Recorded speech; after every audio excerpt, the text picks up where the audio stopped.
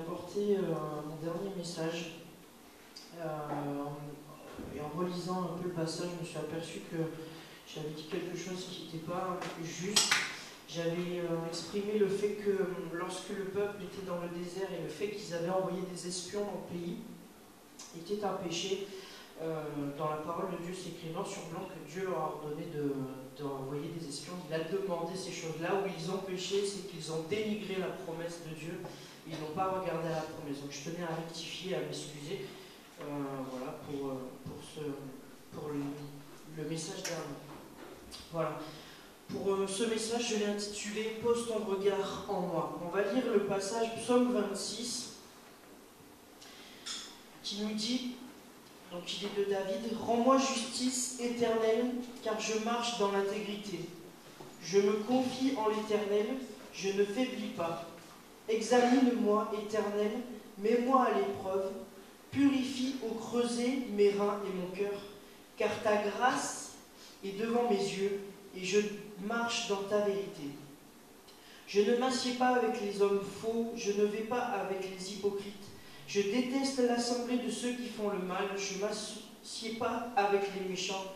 Je lave mes mains en signe d'innocence et je fais le tour de ton autel, Éternel, pour exprimer ma reconnaissance et raconter toutes tes merveilles.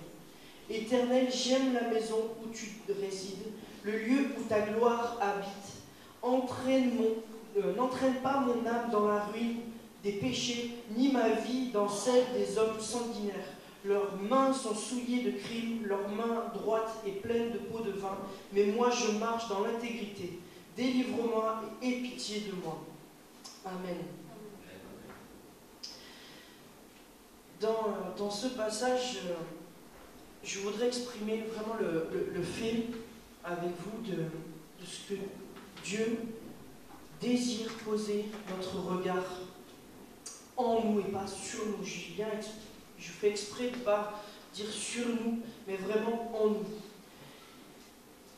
Et pour rendre accessible, disons, ce regard de Dieu, je vais essayer de décrire en 3 points un peu le cheminement de ce regard. Premier point que je vais exprimer avec vous, c'est la légitimité de Dieu. Nous acceptons ou refusons l'intervention d'une personne en fonction de la légitimité que nous lui accordons. La légitimité qu'on accorde à une personne, ça va être la confiance qu'on peut lui donner. En général, c'est une personne qui est proche de nous. C'est une personne où on accorde un crédit à ce qu'il dit. Ce qu'il nous communique, ce qu'il veut nous donner, on sait que c'est bon et que c'est pas, que ce n'est pas faux ou bancal. On sait que c'est crédible, c'est droit. C'est une référence. C'est quelqu'un on peut aussi imiter ou chercher à être, en tout cas, à se rapprocher. C'est une personne qui va aussi chercher à nous aider et à nous comprendre. On peut avoir autour de nous un ami, un être cher qui est comme ceci, quelqu'un à qui on accorde toute la légitimité. La légitimité de dire des choses, de nous communiquer, de parler, de vivre des choses avec nous. On lui donne cette légitimité, en fait on lui donne ce droit.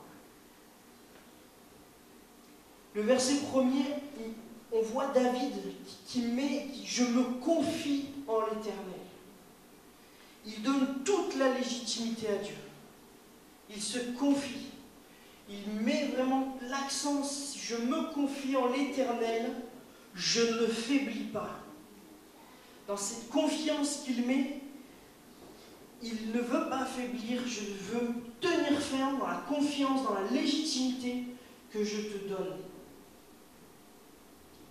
Il donne la carte blanche au Seigneur, il donne la carte blanche à l'Éternel pour vraiment tout conduire, tout emmener aux bonnes choses, sans aucune condition.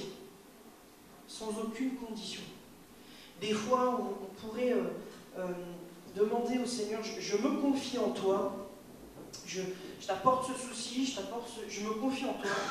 Par contre, si dans un délai temps t'as pas répondu, je vais trouver, un autre moyen, je vais m'arranger. Et des fois, ça c'est le plus gros des exemples qu'on peut faire, et on est un peu dans cette situation où on donne à Dieu des conditions. Je me confie en toi à condition que. Et quelque part, ça traduit un manque de confiance de se dire, bon, si tu n'agis pas, j'ai la roue de secours. Et ces choses-là sont, je dirais, sont tout à fait normales avec une personne que l'on ne connaît pas. Il ne faut pas s'affoler de dire, voilà, Seigneur, j'ai pas confiance en toi, j'ai pas ceci, j'ai pas cela, viens remplir. En fait, on voit, je prenais cette image, on a comme des réservoirs, voilà, on a le réservoir de confiance en Dieu, on a le réservoir d'amour, on a le réservoir de paix, on a le réservoir de joie, et on demande à Dieu, remplis ces réservoirs, mais Dieu n'arrive pas avec un seau rempli de joie, et hop, il remplit, un seau rempli de confiance, hop, il remplit, c'est des choses qui se travaillent. La confiance avec une personne, de la même manière qu'avec voilà, quelqu'un vis-à-vis, que ce soit dans le couple, un ami, ou etc., cette confiance, elle se construit, elle se fait grandir, elle se travaille. Dieu est une personne, vraiment qu'on puisse comprendre, prendre vraiment cette pensée, Dieu est une personne. Il n'est pas juste une force, une énergie, quelque chose qui nous permet qui donne accès, etc. C'est une personne. On a du mal parce qu'on n'arrive pas à poser les traits de caractère et les traits vraiment de Dieu parce qu'on ne le voit pas à l'œil, qu'on a l'habitude de ne voir que ça et de décrire les personnes qui nous entourent par le regard. Et là, Dieu te dit, je voudrais que tu arrives à me décrire, mais pas avec tes yeux, mais avec ton cœur. Et vraiment, je veux vous encourager dans ce domaine-là. Une personne à qui on donne toute la légitimité, c'est une personne qui est proche, une personne de confiance, une personne crédible. Et ces choses-là se travaillent. Si on veut faire grandir cette approche, d'être proche de Dieu, si on veut faire grandir cette confiance, cette crédibilité, il nous faut être proche de lui. Prendre du temps dans la présence de Dieu. Prendre du temps vraiment de louer, l'adorer et contempler.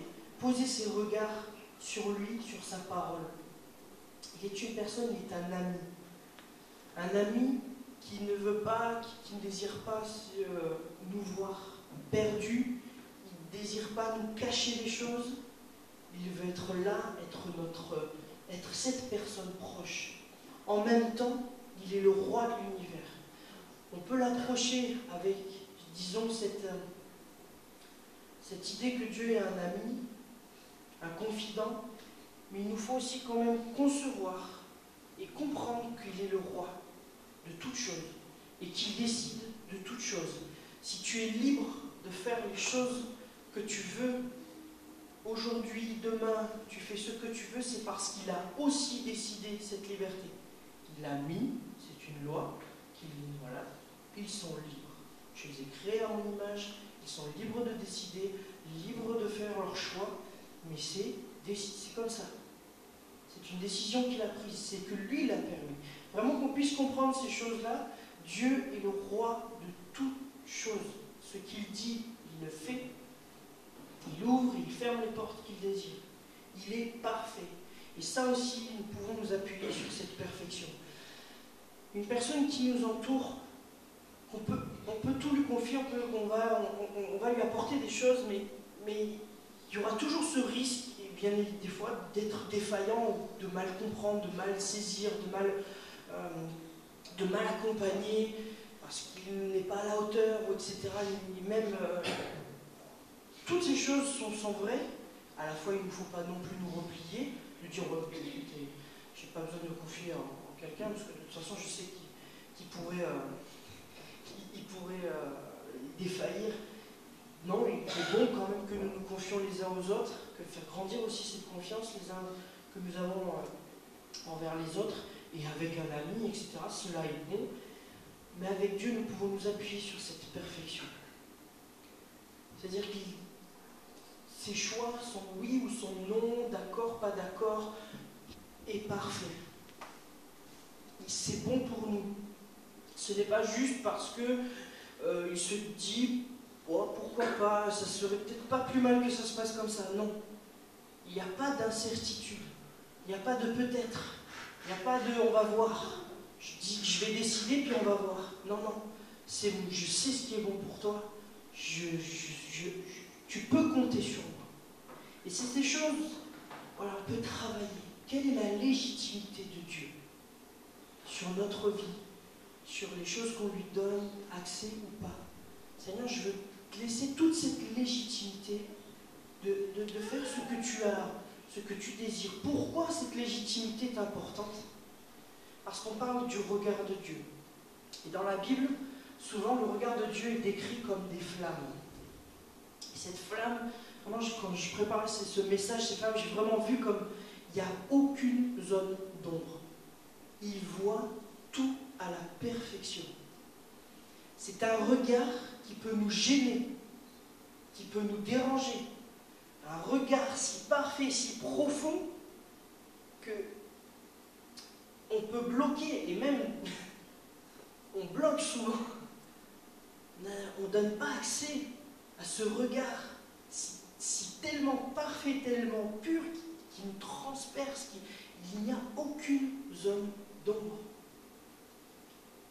Et si on ne donne pas, et si on n'a pas cette confiance en Dieu, si on ne lui a pas donné cette légitimité, on va avoir du mal avec le regard de Dieu. On va avoir du mal à ce que Dieu regarde et examine notre cœur.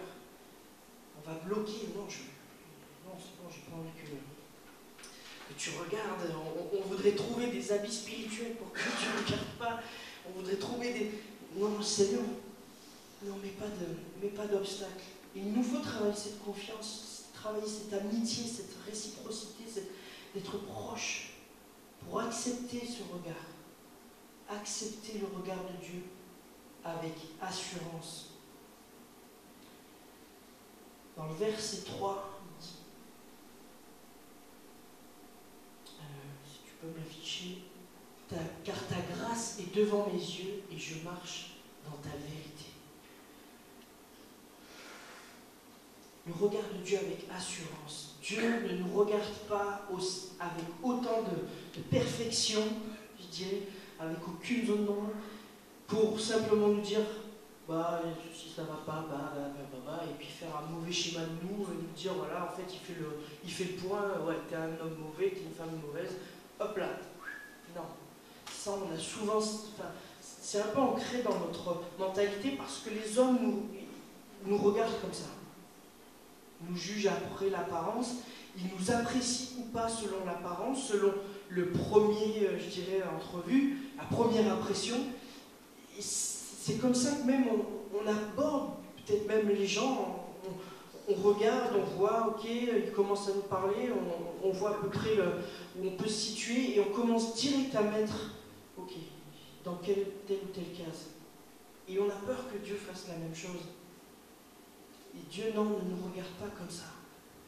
Car ta grâce est devant mes yeux.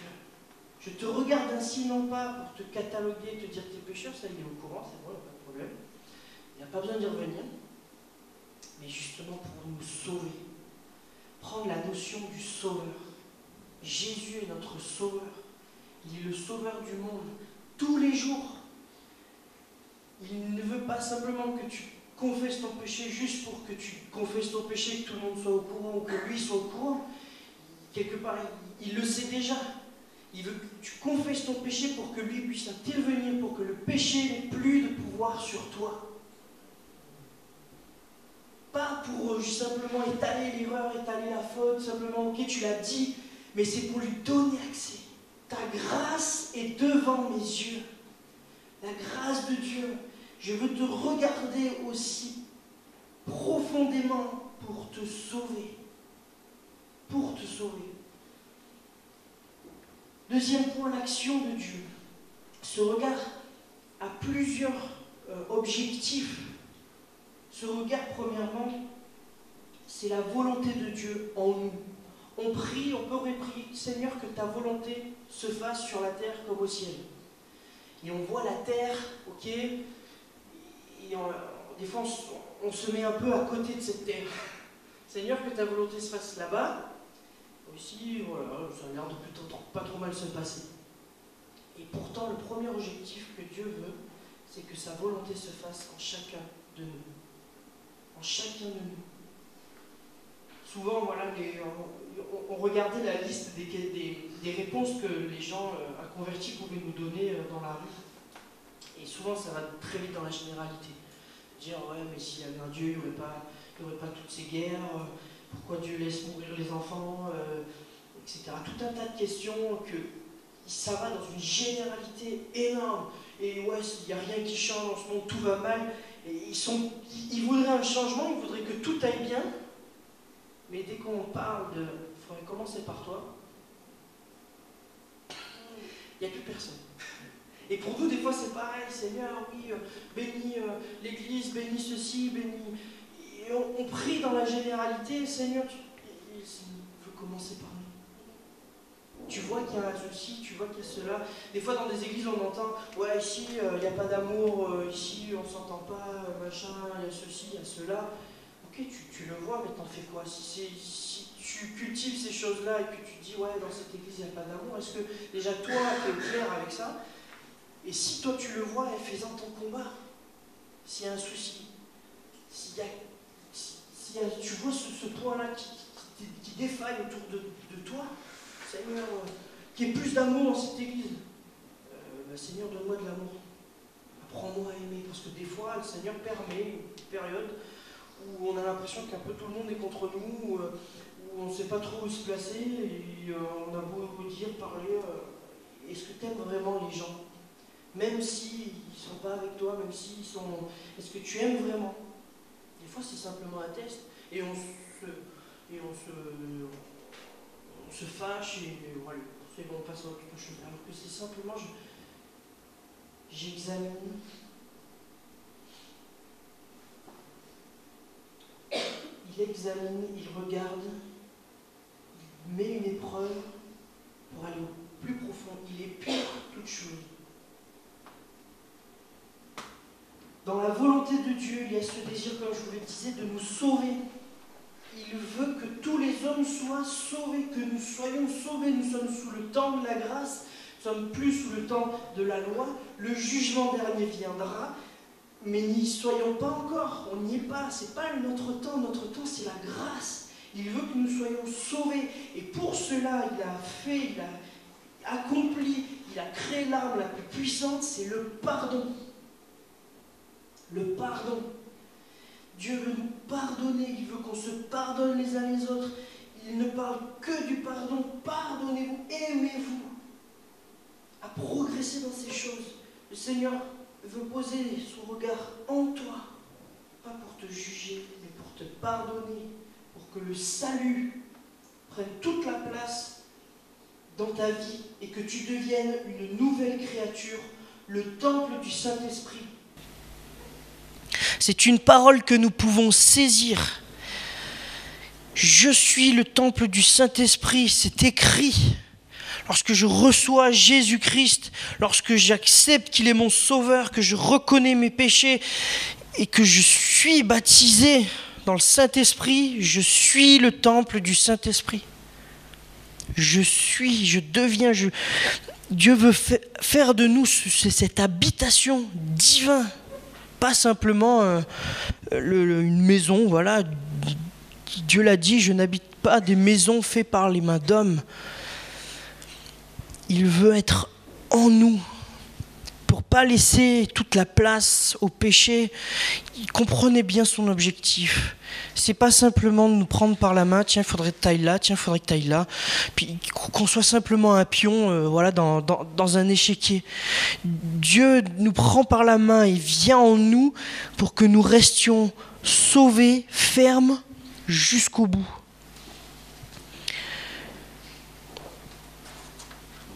Dieu n'a pas peur de ce qui est mauvais en nous. Nous en avons peur parce qu'on sait que c'est sale, on sait que c'est ceci, et on est repris par notre culpabilité. Alors, deux choses. Il y a deux culpabilités.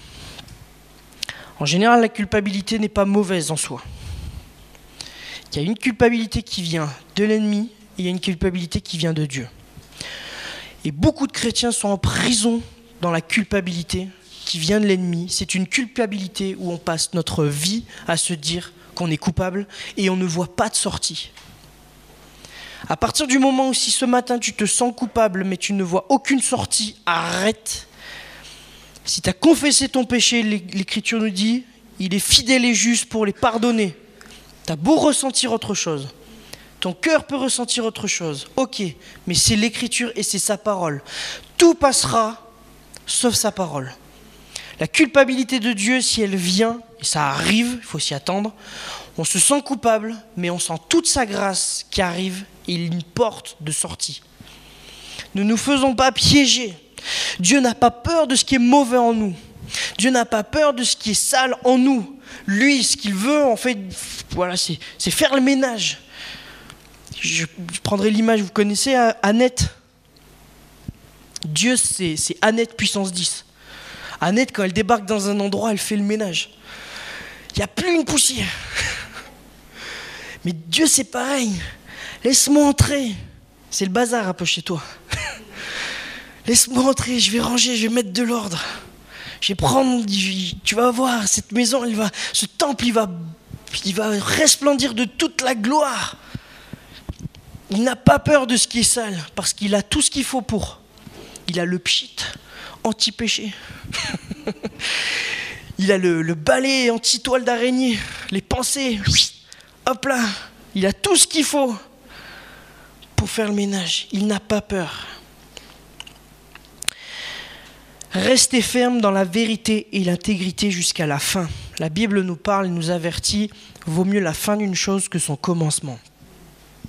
Beaucoup de personnes ont commencé dans la foi, wow, c'est trop bien, ceci, cela, et à la fin ont abandonné, ont laissé tomber. Des fois, ça peut se passer même au dernier moment, ou comme ça peut se passer en plein milieu de notre vie. Mais il est bon que Dieu regarde en nous pour rester ferme dans la vérité et l'intégrité.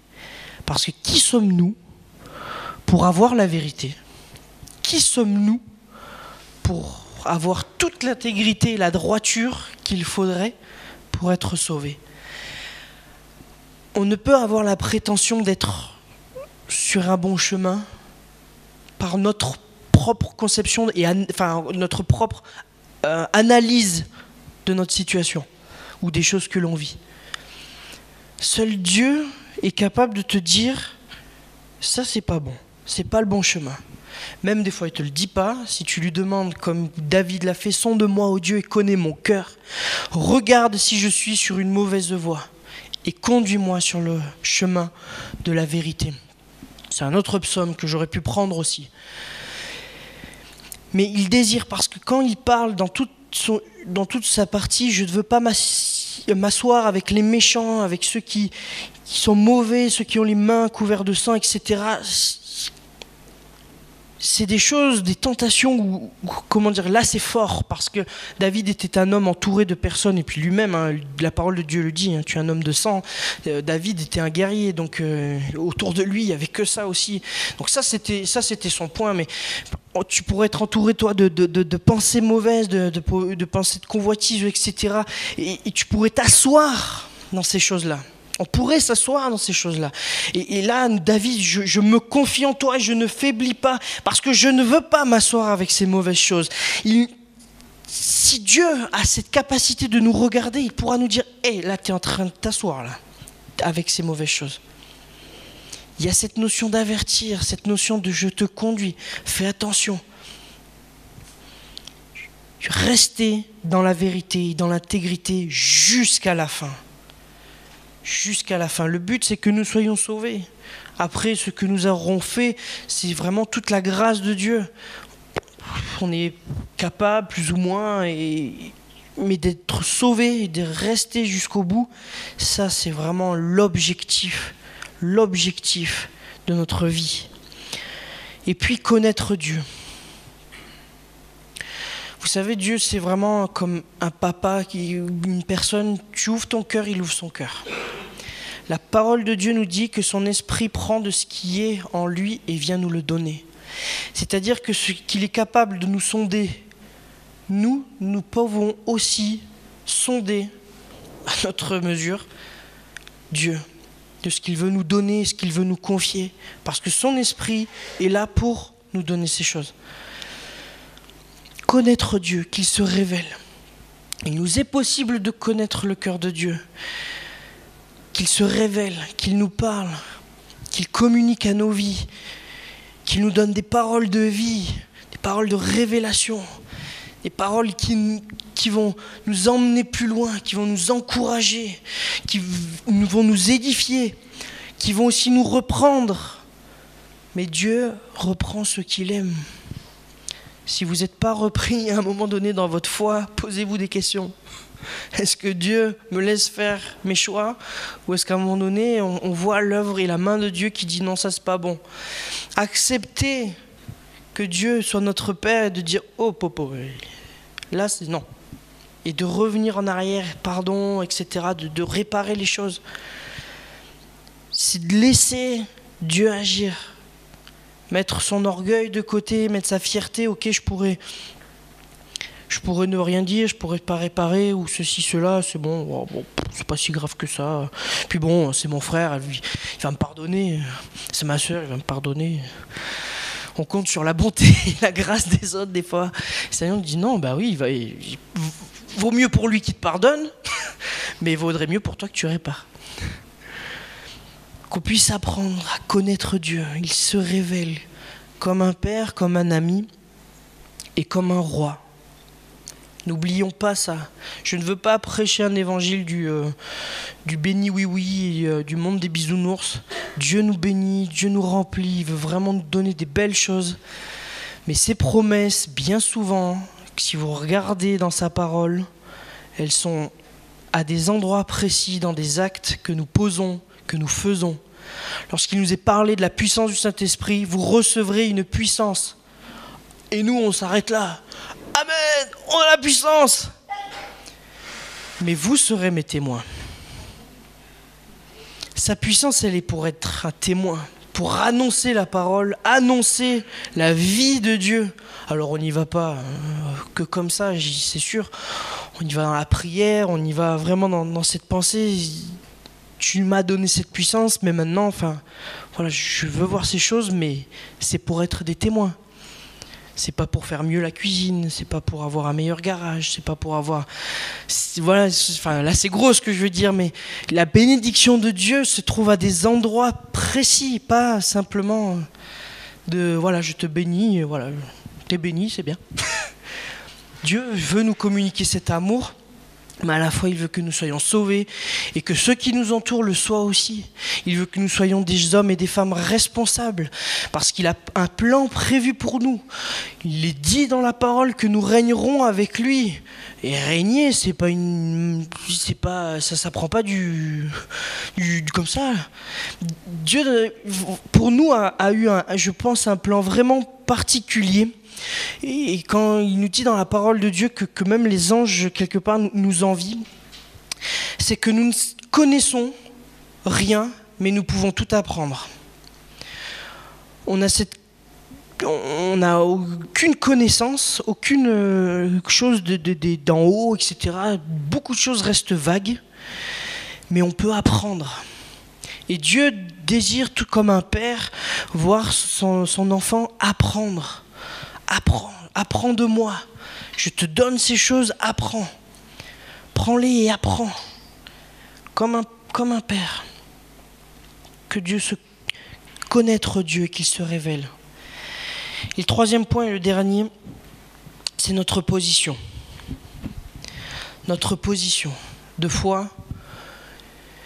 Et de dire, comme ce que j'ai dit un peu au début, je ne veux pas affaiblir dans la confiance que je mets en toi. Je ne veux pas prendre de raccourcis, je ne veux pas prendre de conditions, je veux me confier en toi, être positionné. La foi n'est pas simplement le fait qu'on n'ait pas de doute. souvent, on voit la foi. Ah, j'ai la foi parce que je ne doute pas que ça va se passer. La foi, c'est l'obéissance. Ce que Abraham prend souvent cet exemple parce que c'est le père de la foi. Quand Dieu lui a demandé de donner son fils, je pense que dans son cœur, il devait se trouver plusieurs sentiments, le doute, le grand pourquoi, la colère, j'en sais rien, c'est pas dit, mais on sait qu'il a bataillé avec Dieu. Jusqu'à ce qu'il dise ok. Il a obéi. Avec, de toute façon, Seigneur, tu me demandes de te le donner, je vais te le donner. Et puis je sais aussi que tu es capable de le ressusciter si jamais je vais trop loin. Ou si tu le ressuscites pas, voilà, j'aurais fait ce que tu m'as demandé, quoi. Il a obéi. Il a obéi à la parole. Il a obéi à ce que Dieu lui a demandé. La position. Je veux me positionner. J'obéis ou pas? Alors des fois, c'est pas facile. Parce que des fois, on n'a pas envie. Et ça, c'est apprendre à mettre ce qui est de l'enfant de côté et à prendre ce qui est de l'adulte. Et des fois, on a fait des choix, etc. Et puis tout d'un coup, Dieu nous montre qu'il faudrait aller à autre part. On ne sait pas trop comment faire, mais se positionner. Dieu le dit dans sa parole que les choses soient faites avec conviction. Ce qui n'est pas fait avec conviction, il l'assimile au péché parce que, en fait, on peut faire les choses juste par... comme si on était sur une planche avec un cylindre au milieu, on est là, on ne sait pas trop. Bon, je le fais parce que ça peut être bien ou pas, on verra bien. D'être positionné. Je le fais, c'est écrit, voilà, il y a sa parole. Alors, faisons attention, il y a des choses déjà dans sa parole à laquelle on peut déjà obéir.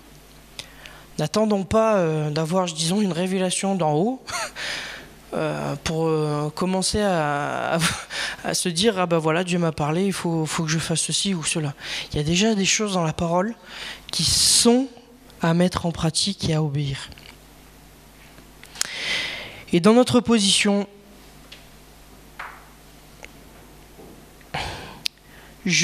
quand David est là, je loue l'Éternel. Dans cette position, on a souvent des fois dans nos pensées, vous savez, il y a un truc, j'ai horreur, c'est de voir des personnes, je le dis, on est là dans la louange, on est là, on prie le Seigneur, etc. Et puis il y a des choses aussi importantes à faire et alors on les fait.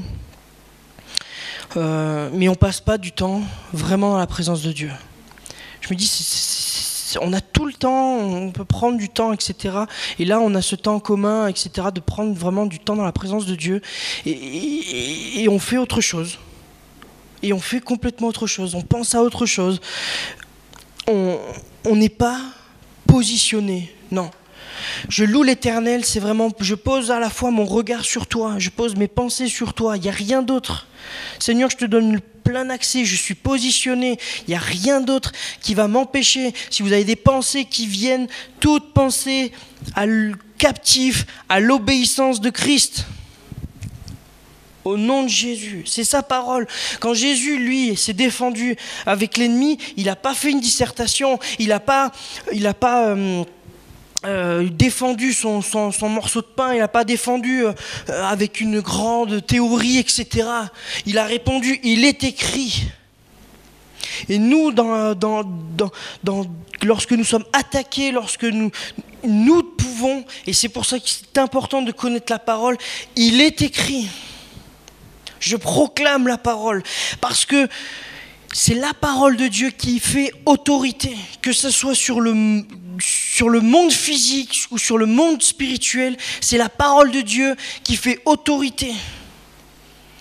Lorsque, pour ma part, j'ai de mauvaises pensées qui viennent, je suis le temple du Saint-Esprit, je suis une nouvelle créature. Ces choses, elles n'ont plus leur place, parce que c'est l'œuvre et c'est la parole de Dieu.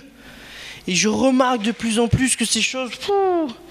Avant, je me battais. Non, il ne faut pas que j'y pense. Mais plus tu te dis, il ne faut pas que tu y penses, plus tu y penses. C'est affreux. Prenons la parole de Dieu. Prenons la parole de Dieu. Je veux me positionner. Quand je loue l'Éternel, c'est que je pose mes regards sur lui. Je ne pose pas mes regards sur mon problème. Je ne pose pas mon regard sur ceci, sur cela, sur un tel. Je loue l'Éternel. Et je veux apprendre à louer l'Éternel, que même s'il y a un tremblement de terre de magnitude 10 sur l'échelle, je ne veux pas être déconnecté. Et ça, c'est important. Je veux rechercher Seigneur, cette intimité, cette relation et cette position. Me positionner. Rien ne me séparera de l'amour de Jésus, sauf ton téléphone. Sauf toi, quelque part. Pour lui, pour Dieu, non, rien. Pour Dieu, envers toi, il n'y a rien qui séparera. Mais toi, oui, tu peux sortir et te séparer. Mais prends cette parole, non, pour toi, rien ne me séparera de l'amour de Jésus, ni la mort, ni la vie. Amen quand même. C'est vrai que ça va loin, mais Seigneur nous demande, il te demande ce matin, apprends à me faire confiance pour que je puisse poser ce regard. Que ce regard ne te dérange plus, mais que tu le vois comme ton salut. Que ce regard de feu pour être là et tomber à la renverse. Non, je ne veux pas, je vais brûler. Non, Seigneur, laisse où je veux pas te brûler, que voilà, tu meurs. Je veux brûler ce qui est mauvais en toi et te rendre meilleur ce que je t'ai donné, tes talents, les choses que j'ai placées en toi vont prendre toute l'importance parce que je vais les purifier, je vais les passer à ce feu. Éprouve-moi, purifie au creuset mes reins et mon cœur. C'est pas une prière anodine. Si vous priez comme ça, faites attention à ce que vous dites. Réfléchissez à ce que ça veut dire. Parce que éprouve-moi, la semaine prochaine, vous pouvez être arrivé, mais je comprends pas. J'ai passé une semaine, mais complètement pourrie. Je me suis fait insulter au boulot, c'était là, il y avait ceci, il y avait cela, j'étais pris par-ci, j'étais pris par-là, mais je comprends pas. Oui, mais t'as demandé à Dieu de t'éprouver, vas-y. Prenons conscience que c'est pas des paroles anodines, que c'est bon pour nous. Que c'est bon pour nous. Bon, Dieu ne nous éprouve pas au-delà de nos forces. On peut avoir cette confiance aussi. Seigneur, ok, éprouve-moi, mais... Enfin, voilà.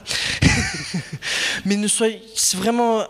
Dans la vie chrétienne, la souffrance a toujours été un tremplin pour voir la gloire de Dieu, plutôt que même l'inverse. Dans les pays où la persécution est au summum, la foi grandit et des hommes, des femmes viennent à Dieu. On est dans un pays où on a la liberté de parler de Dieu, on a la liberté de le croire, on a une totale liberté.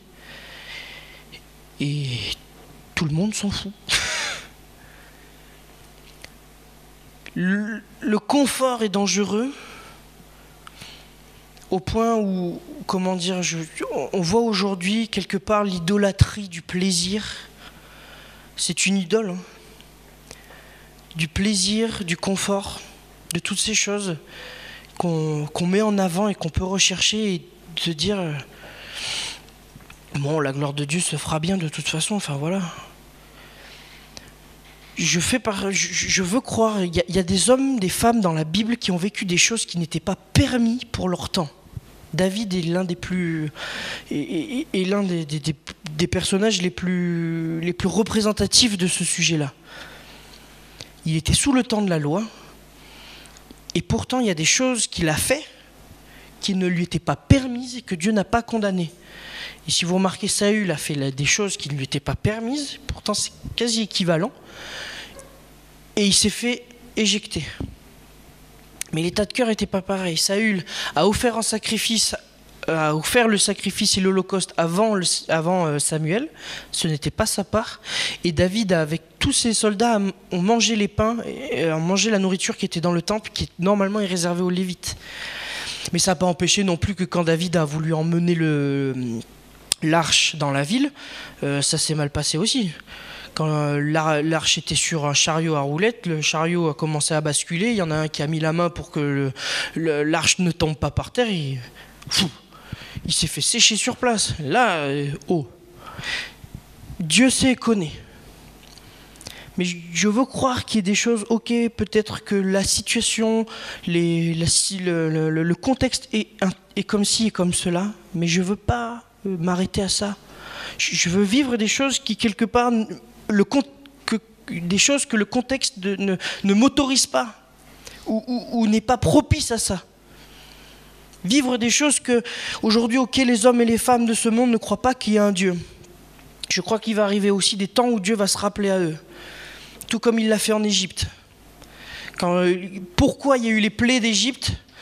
C'était pour anéantir toute la crédibilité et l'autorité des dieux égyptiens. L'Égypte était un pays polythéiste à un niveau... Mais si vous regardez aujourd'hui, notre société n'est pas si différente. Qu'est-ce qui prend la place de Dieu aujourd'hui? Qu'est-ce qui prend la place de la volonté de Dieu et de rechercher son royaume? Rechercher premièrement son royaume et sa justice, et tout le reste vous sera donné pas. En plus, Seigneur, qu'est-ce qui m'empêche? Qu'est-ce qui m'empêche de vivre ces choses? Pose ton regard sur moi. Pose ton regard en moi. Seigneur, je te bénis, je te loue, Papa, pour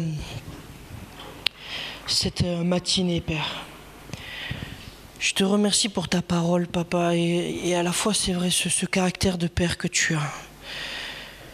Tu n'es pas une formule qui marche ou qui ne marche pas. Tu es une personne à qui on peut s'approcher, on peut dire les choses et confesser les choses. Et tu n'as pas peur de ces choses parce que tu veux que nous puissions être le plus transparents possible, Père. Je veux apprendre à te faire confiance.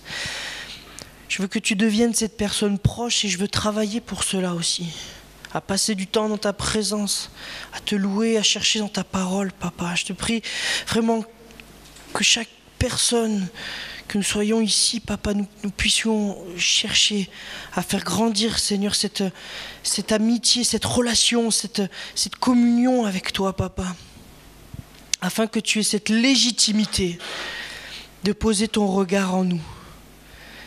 Cette autorisation, cette carte blanche, sans condition, sans rien, avec toute confiance, parce que tu agis, parce que tu as écrit dans ta parole, recommande ton sort à l'Éternel, et il agira. C'est ta parole, Papa, et je te bénis, parce que ce que tu dis, tu le fais. Je sois béni et glorifié, Père, pour l'action et ton œuvre, Papa, que tu veux faire en nous. Alléluia, sois béni. Prenons un temps pour prier, vraiment chercher la face de Dieu ce matin. Amen.